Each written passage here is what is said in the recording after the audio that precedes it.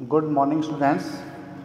बच्चों, हम आपको language across the curriculum 4th A paper के बारे में आज बताएंगे।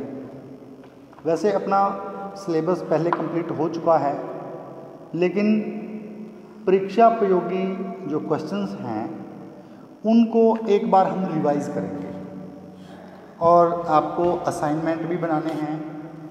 असाइनमेंट में आपको 2 क्वेश्चन दिए जाएंगे जिनके आप असाइनमेंट्स तैयार करोगे।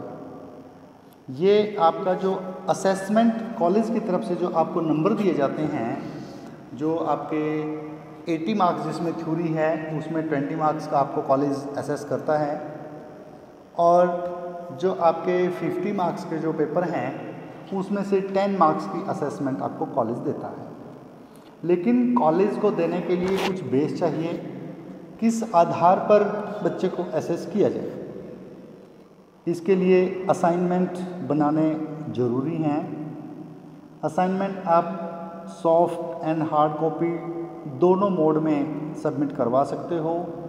ये आपको कॉलेज की मेल पे या फिर हार्ड कॉपी आपको कॉलेज में पर्सनली आके सबमिट करवानी होगी। बच्चों, जो लैंग्वेज अक्रॉस द करिकुलम है इसमें आपके 40 मार्क्स की थ्योरी होगी और 10 मार्क्स के लिए आपको कॉलेज से असेसमेंट मिलेगी। 2 यूनिट हैं, दोनों यूनिटें मेन बेस्ड हैं 4 स्किल्स पे, जिसमें listening, speaking, reading and writing 4 skills हैं जिसमें हम लैंग्वेज को कंप्लीट करते हैं कि एक बच्चे के लैंग्वेज सीखने का प्रोसेस कैसे चलता है, और जब तक उसे सुनना, बोलना, पढ़ना और लिखना नहीं आता तब तक हम नहीं कह सकते कि उसे किसी भाषा पर अच्छी तरह से उसकी पकड़ है, उसे उसमें पारंगता हो गई है या वो अच्छे से भाषा को सीख गया है।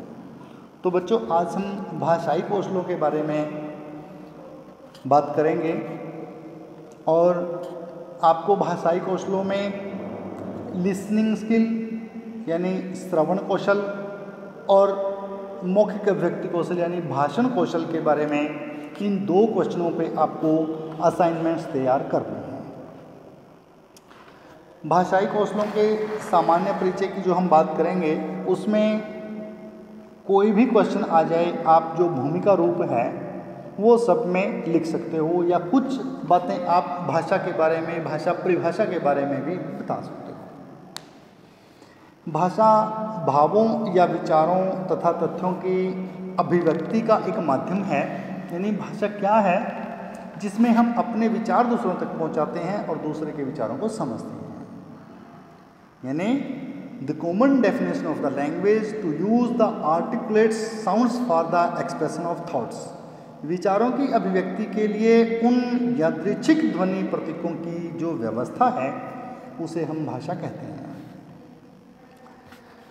यानी भाषा सीखने की दृष्टि से भी पहले सुनना, फिर बोलना, फिर पढ़ना और फिर लिखने का प्रोसेस आता है। इस विकास क्रम में गति आगे बढ़ती है, क्योंकि जो सुनेगा नहीं वो बोलेगा नहीं, और जिसको पढ़ना नहीं आता वो लिख नहीं सकता। दूसरे शब्दों में कहा जा सकता है कि भाषा में दक्षता प्राप्त करने के लिए, भाषा में एक मास्टरी प्राप्त करने के लिए बालकों में ग्रहण शक्ति और अभिव्यक्ति शक्ति, इन दोनों शक्तियों का विकास होना परम आवश्यक है। जो हम अभिव्यक्ति कौशल की बात करते हैं या ग्रहण कौशल की बात करते हैं, ग्रह्य कौशल में 2 चीज़ें आती हैं, 2 कौशल आते हैं जिससे हम ग्रहण करते हैं। या तो हम सुनकर ग्रहण करते हैं या हम पढ़कर ग्रहण करते हैं। यानी जो लिसनिंग स्किल है और रीडिंग स्किल है, ये दोनों स्किल्स हमारी, जिससे हम किसी से कोई ज्ञान लेते हैं, और अपना ज्ञान देने के लिए जिसे हम अभिव्यक्त कौशल कहते हैं, उसमें बोलना और लिखना यानी speaking skill and the writing skill. तो शिक्षण सूत्रों की दृष्टि से यदि देखा जाए, जटिल से सरल की ओर के नियम का पालन भी इसमें किया जाता है।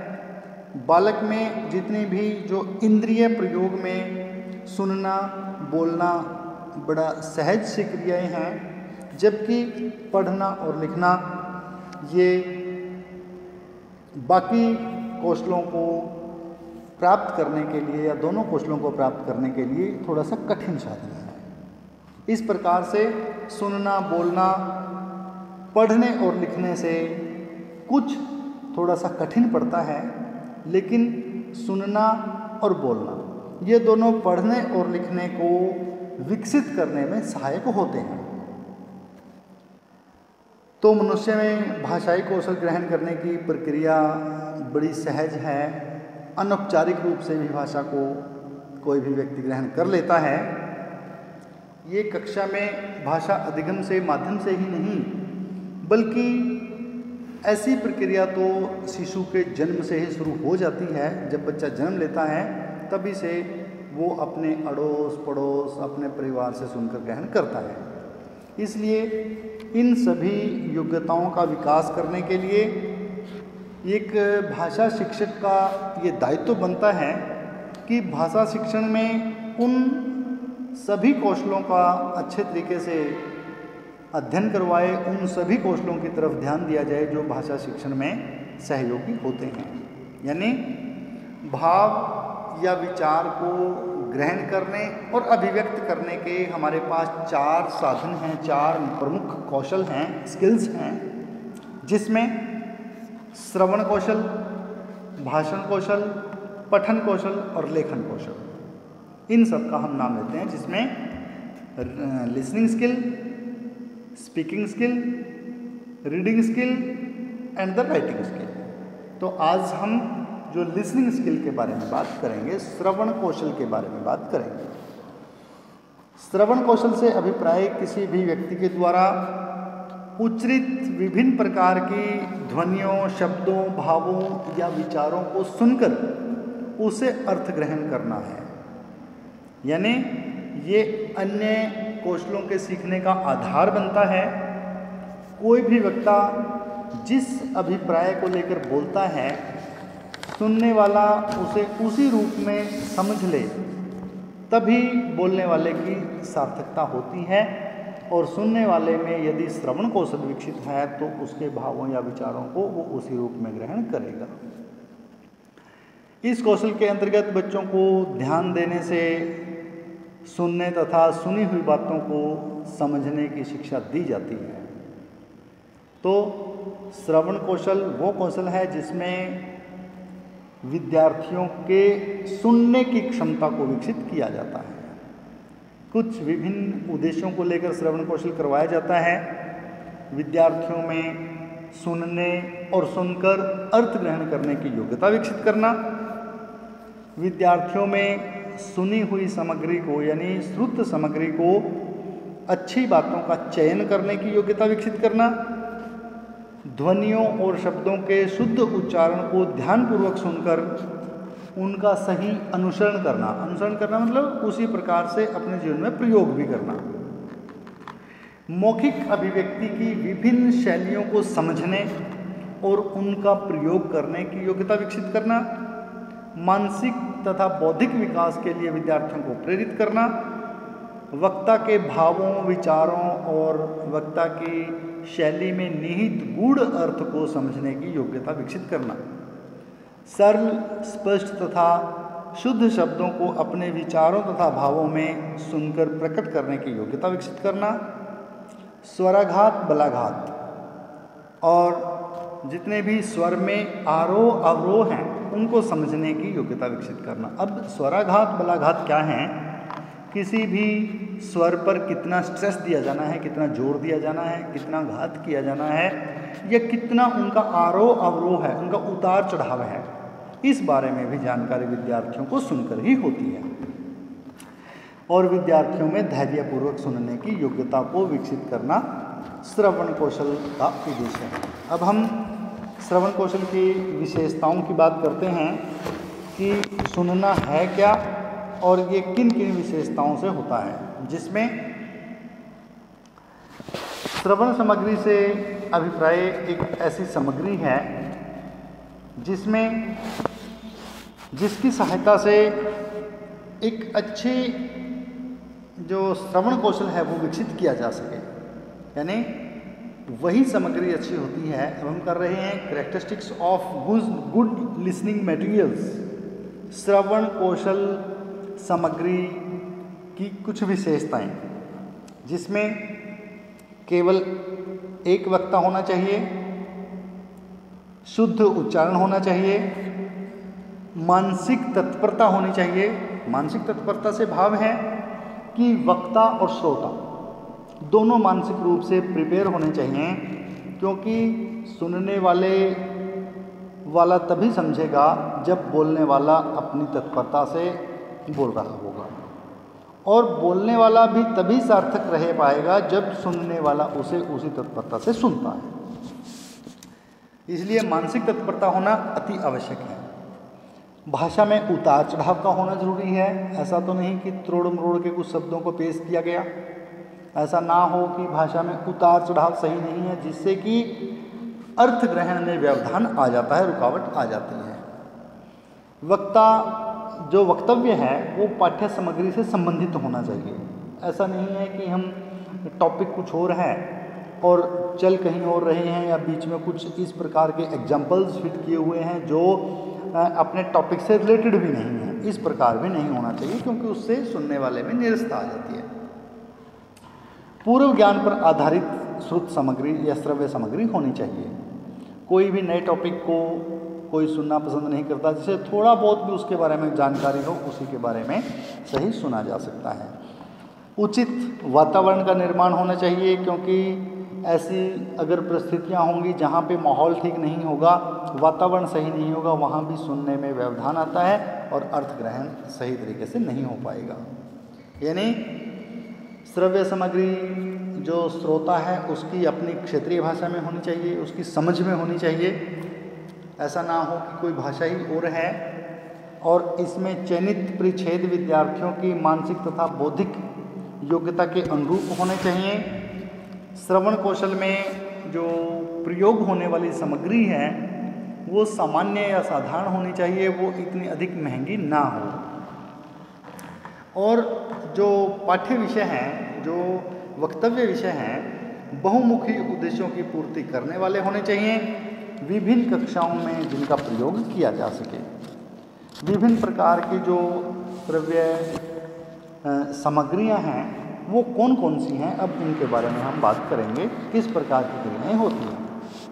क्योंकि बच्चों 3 प्रकार की सामग्रियों का हम जिक्र करते हैं, क्योंकि दृश्य श्रव्य सामग्री, दृश्य सामग्री और श्रव्य सामग्री, ऐसी सामग्रियां जो देखी भी जाती हैं और सुनी भी जाती हैं, ऐसी जो केवल देखी जाती हैं और ऐसी जो केवल सुनी जाती हैं। इस प्रकार के जिसमें यांत्रिक उपकरण, सहज उपकरण सभी में प्रयोग होते हैं।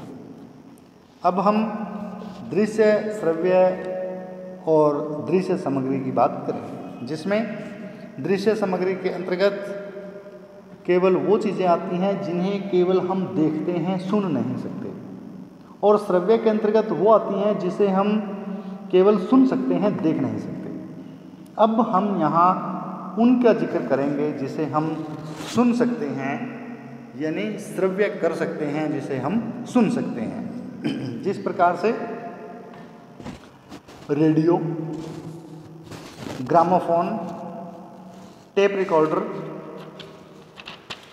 वीडियोस, अपना दूरदर्शन और भाषा प्रयोगशाला आदि। इसमें डिस्क रिकॉर्डर वगैरह आजकल हो गई हैं, या ग्रामोफोन, लिंगवा फोन जैसी टेक्नोलॉजी थी।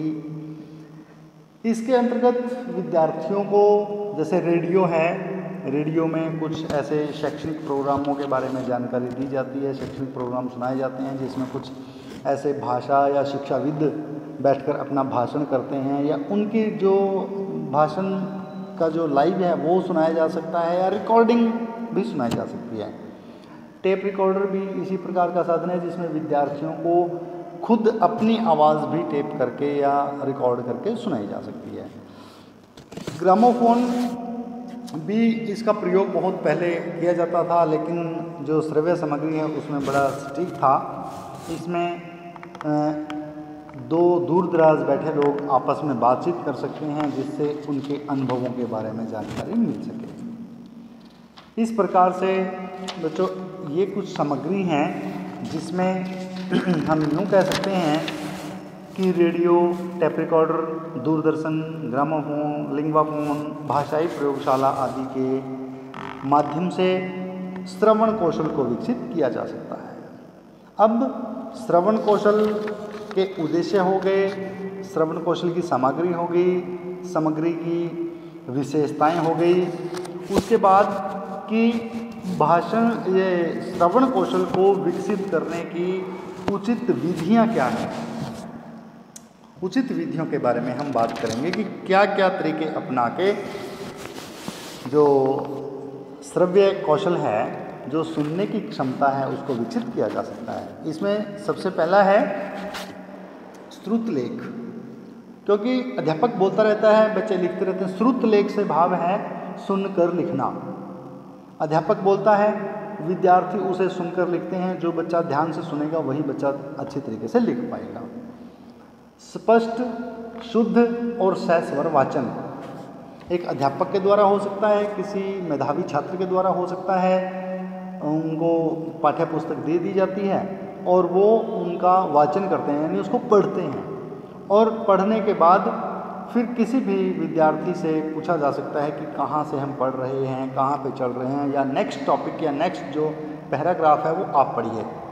इससे पता चलता है कि कौन विद्यार्थी ठीक ढंग से पढ़ रहा है, कौन विद्यार्थी ठीक ढंग से सुन रहा है। दूसरा भाषण है, वाद विवाद प्रतियोगिताएं हैं, प्रश्नोत्तर विधि है, कहानी कहना और सुनना है, या जो भी प्रकृति और देश प्रेम संबंधी कविताएं आदि सुनना है। विद्यार्थियों के लिए बाल सभा जैसे प्रोग्रामों का आयोजन किया जाना है। कक्षा में बाल सभाएं की जा सकती हैं। पूरे स्कूल या पूरी एक संस्था की जो सभाएं हैं वो हो सकती हैं।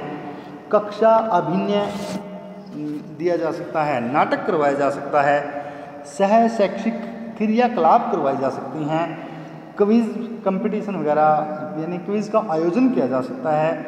पाठांतर जो कार्यकलाप हैं उनमें वाद विवाद प्रतियोगिता, नाटक प्रतियोगिता, कहानी प्रतियोगिता, सामूहिक विचार विमर्श या सामूहिक वाचन या बाल सभा, समाचार वाचन, आकाशवाणी द्वारा प्रसारित विभिन्न प्रकार के कार्यक्रमों को सुनकर, विशेषज्ञों के भाषण को सुनकर, या दूरभाष सुनने के अवसर देकर, यानी विद्यार्थियों को इस प्रकार के क्रियाकलाप करवाए जाते हैं जिससे उनमें सुनने की क्षमता और अधिक विकसित हो सके। व्यवहारिक कार्यकलापों में भी स्थानीय बोली का विद्यार्थियों से सर्वेक्षण करवाना, या स्थानीय बोली और मानक भाषा में के उच्चारण में भेद को देखना, या फिर सुनने की योग्यता के मापन के परीक्षण के लिए विद्यार्थियों को तैयार करना,